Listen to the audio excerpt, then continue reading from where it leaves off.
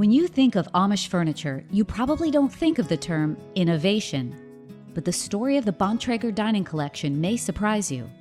Noah and Margaret Bontrager founded their Elkhart County, Indiana shop in 1994. At the time, most mission-style dining tables were straight and square. Elements of Noah's unique, curved base on his Royal Mission Trestle Table were soon replicated by other shops and helped establish him as a leader in the woodworking community. Fueled by an innovative spirit, they've grown rapidly since we started carrying their products, and they are now one of our largest dining table shops with over 50 employees. We attribute much of this success to the fact that they offer a great blend of both fresh contemporary designs and traditional dining furniture designs among their 40 tables. In fact, coming up with new designs is among Noah's favorite parts of the job. We have a lot of fun trying to keep up with what we think is next, Noah once told us.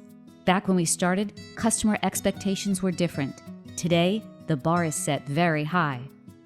But this collection more than lives up to the expectations. So, shop the Bontrager Collection today for a wide range of dining furniture designs finished with care by the Bontrager family and their talented Indiana woodworkers.